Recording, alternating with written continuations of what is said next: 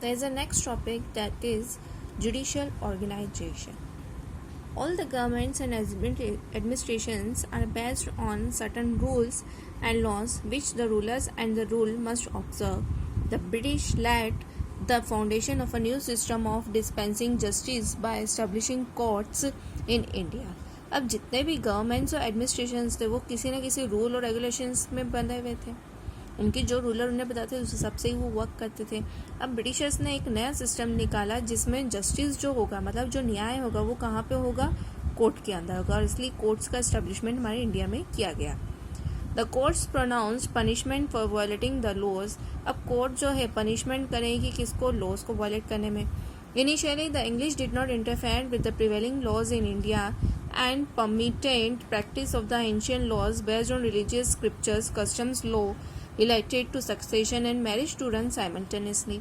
अब जितने भी लॉज हमारे यहाँ पे नए नए बनने लगे जिसमें किसी भी तरह के कोई पुराने एंशियंट लॉज हैं, किसी भी रिलीजियस स्क्रिप्चर्स को लेके, कस्टम्स को लेके लॉ है या कोई मैरिज को लेके है, तो वो सब एक साथ फॉलो किए जाएंगे. The English rule was applied when British and Indian laws clash. अब जो इंग्लिश रूल जो बनाए गए थे वो अप्लाई कर दिए गए और जो ब्रिटिश और इंडियन लॉज थे वो आपस में एक दूसरे से क्लैश होने, मतलब टकराने लगे हैं.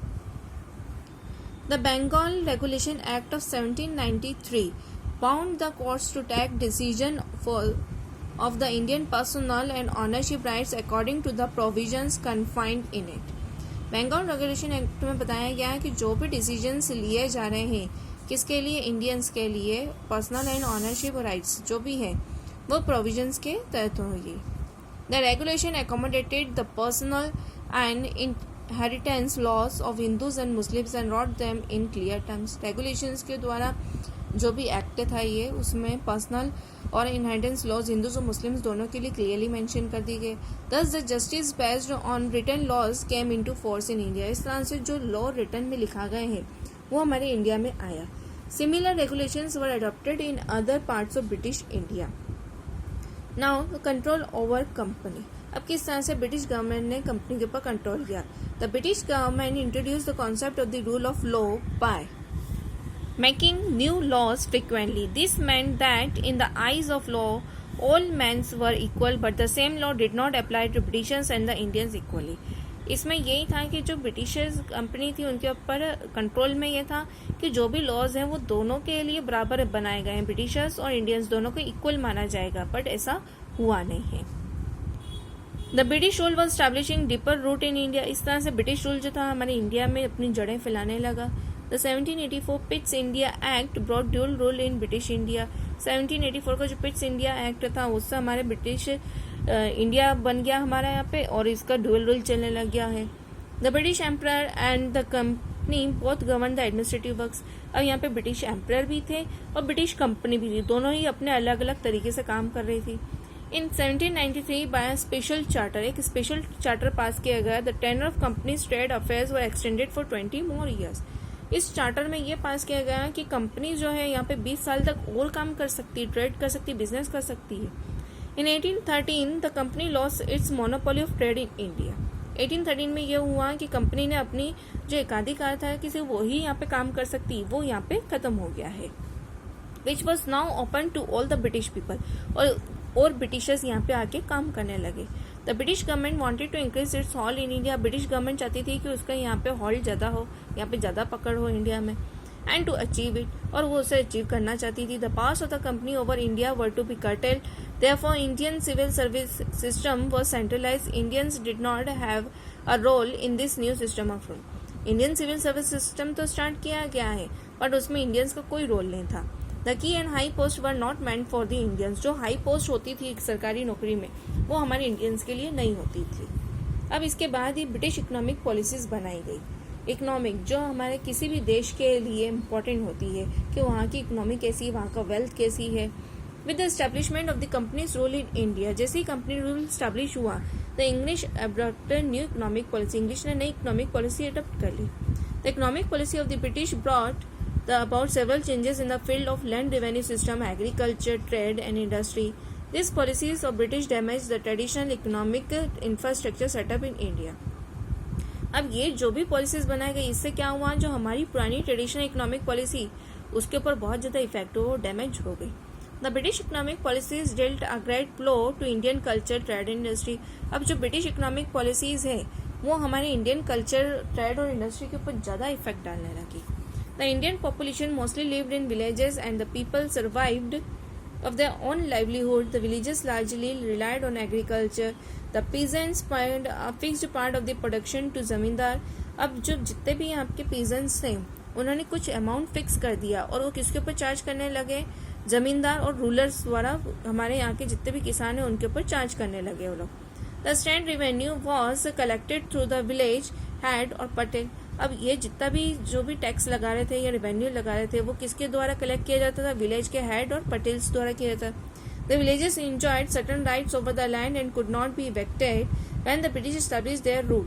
They allowed the old system to be continued under the supervision of their own officials and their Indian agents. The peasants were harassed by the officials during revenue collections. Simple सी बात है, जो पुराना सिस्टम था उसमें यह था कि जितने भी हमारे यहाँ के जमींदार पटेल्स थे वो यहाँ के किसानों से जो भी व्यक्ति थे उनसे चार्ज किया करते थे अमाउंट। बट जब से ये ब्रिटिश रूल आया है उस ब्रिटिश रूल के अंदर ये हुआ है कि उनके ऊपर चार्ज तो लगाया ही गया पर उनसे बुरी तरह से लूट के उनसे वो चार्ज लेने लगे। नेक्स्ट पॉलिसी थी land revenue policy. In 1793, Lord Cornwallis introduced the permanent settlement in Bengal, Orissa and Bihar to increase the income of the company. Under this system, the zamindars were made land owners. 1793 जो Lord Cornwallis हमारे India में आके उन्होंने एक permanent settlement बनाया बंगाल, ओडिशा और बिहार में अपनी कंपनी की इनकम को बढ़ाने के लिए। इस सिस्टम में यह था जितने भी जमींदार थे उन्हें लैंड ओनर्स बना दिया। The right of ownership was made hereditary. Rate very system was introduce. Rate very system बनाया गया जो कहाँ पे था, मुंबई और चेन्नई में। Those who plowed the field were landowners and they directly paid tax to the company.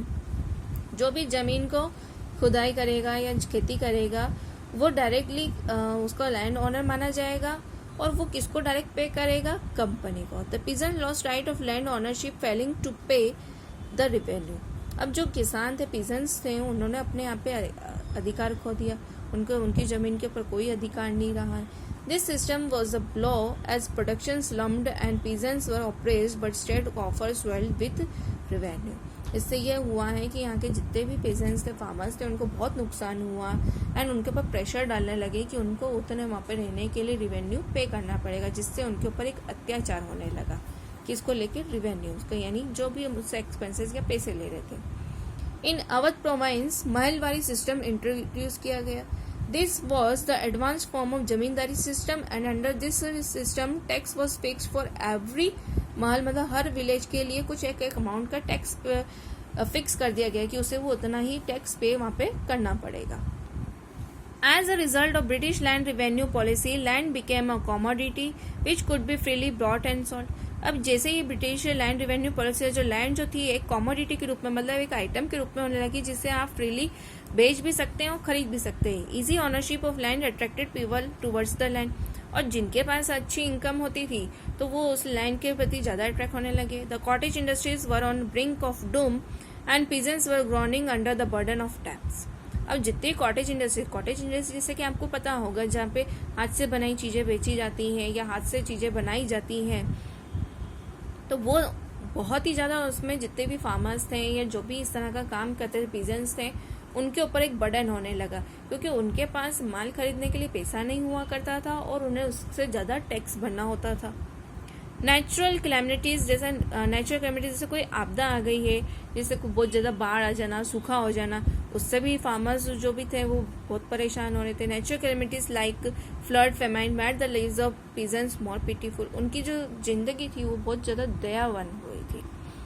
हम कहते हैं ना बहुत दैनिक स्थिति हो जाती है, तो उस तरह की स्थिति वहाँ के फार्मर्स और पीजेंट्स की हो चुकी थी।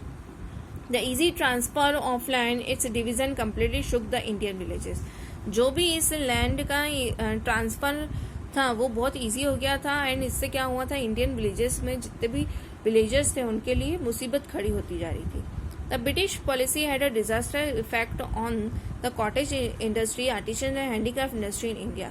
हमारे यहाँ की जितनी भी इंडस्ट्रीज थी, कॉटेज थी, आर्टिसंस की थी, हैंडीक्राफ्ट थी, हैंडीक्राफ्ट मतलब जो हाथ से बनी चीज़ों की होती है, उसके ऊपर बहुत ज़्यादा खतरनाक वाला डेंजरस इफेक्ट है. Initially artisans and craftsman used to sell their goods to foreign traders and earn profit. अब जितने भी जो आइटम बनाते थे, अब वो किसको बेचने लगे? फॉरेन ट्रेडर्स को. फॉरेन ट्रेडर्स से उससे और ज़्यादा प्रॉफिट कमाने लगे.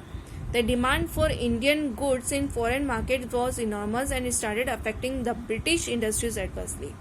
पर हमारे यहाँ का प्रोडक्ट अच्छा था, हमारे यहाँ के गुड्स अच्छे थे, जिसके कारण क्या हुआ, उसकी डिमांड बढ़ने लगी फॉरेन मार्केट में. मतलब जो विदेश जाके बेचने लगे वहाँ पे डिमांड बढ़ने लगी हमारे आइटम की. तो इससे क्या हुआ, ब्रिटिश इंडस्ट्री के ऊपर इफेक्ट पड़ने लग गया बुरा. The industry face acute problem of survival and ultimately British ban the trade and use of Indian clothes. अब जिसके कारण हमारे यहाँ की चीज़ें तो अच्छे में बिकने लगी, पर ब्रिटिशर्स की चीज़ें बिकना बंद हो गई. तब उन्होंने हमारे यहाँ की इंडस्ट्रीज पे बैन लगा दिया और उनकी जो सड़ी गली चीज़ें थी, जो भी वो ट्रेड कर रहे थे या बना रहे थे आइटम्स, उसको उन्होंने बेचना स्टार्ट किया और हमारे यहाँ के इंडियन क्लॉथ्स इन सब चीज़ों को बंद कर दिया. By the time Charter Act was passed in 1813, England had a massive foreign and colonial market. Huge benefits could be earned by selling English goods in these markets. Charter act 1813 में पास किया गया, जिसमें इंग्लैंड का जो भी foreign market और colonial market, उसको बहुत बढ़ाया गया एंड इंग्लिश गुड्स को उस मार्केट में सेल करने लगे. मतलब उनका जो आइटम था वो हमें ज़्यादा कीमतों में बेचते थे और हमारे आइटम से वो प्रॉफिट कमाते थे. The East India Company lost trading rights when the Charter Act was introduced and free trade policy was followed. East India company जो अपना एकाधिकार जमा के बैठी थी कि उसी का इस मार्केट में सामान बिकेगा, अब वो इस एक्ट के कारण, चार्टर एक्ट के कारण बंद हो गया एंड वो फ्री ट्रेड पॉलिसी फॉलो करना उनकी मजबूरी हो गई. Consequently, British goods entered Indian market paying a minimal tax. These goods were cheap as compared to products made by Indian artisans. This almost reduced the trade of Indian traders to non-entity. Cotton textiles were very important. Cotton textiles जो है बहुत ज़्यादा important है. These were produced in various parts of India. ये हमारे बहुत सारे parts में प्रोड्यूस की गई. द मेजर प्रोडक्शन सेंटर्स जो थे इसके, ढाका, आगरा, कृष्णानगर, वाराणसी, लखनऊ, मुल्तान, बुरहानपुर, लाहौर, सूरत, बारोच, अहमदाबाद एंड मदुराई थे. A law was passed between 1700 to 1720 in England to ban the import of Indian clothes which hit the Indian textile industry. 1700-1720 के बीच में इंग्लैंड ने हमारे यहाँ से जितना भी इंडियन क्लॉथ्स जाता था तो उसको बैन कर दिया, जिसके कारण क्या हुआ, इंडियन टेक्सटाइल इंडस्ट्री को बहुत बुरा इफेक्ट पड़ा है. जब हमारा माल ही नहीं बिकेगा तो हमारी इंडस्ट्रीज कैसे चलेगी. The British textile industry ruined the market of Indian cloths in order to increase the company profit. British textile industries ने हमारे इंडियन मार्केट पे बहुत बुरा असर डाला, जिससे वो सिर्फ अपना कंपनी का ही प्रॉफिट कमाना चाहती थी. Its agents forced the producers of cotton cloths and other commodities to sell their goods for 20 to 40% less than the price in open markets. Machine-made foreign cloths was brought for sale in Indian market. हमारे यहाँ के जितने भी products थे वो हमसे 20 से 40% कम में खरीदते थे और उसे वो वहाँ पे उससे ज़्यादा प्रॉफिट में बेचते थे. मशीन जो थी फॉरेन क्लॉथ्स के जो बना के बेची जा रही थी वो हमारे इंडियन मार्केट में ज़्यादा प्राइस में बेचने लगे. It was cheaper and so it affected the market of Indian cottage industry adversely and the British economic policy led Indian cottage industry to impoverishment. अब उन्होंने जो उनका माल था वो हमें ये शो करते थे कि वो कम कीमत में है, जिससे लोग जो थे कम कीमत के कारण उसके प्रति अट्रैक्ट होने लगे और इंडियन गुड्स को वो अवॉइड करने लगे. तो ये जितनी भी उनकी टेंडेंसी चल रही थी उससे हमारे यहाँ की कॉटेज इंडस्ट्रीज और जो कपड़ा मार्केट था वो पूरी तरह से इफेक्ट होने लगा था. इस तरह से उन्होंने हमारे यहाँ की इकोनॉमिक, हमारी वेल्थ को इफेक्ट पहुंचाना स्टार्ट किया था.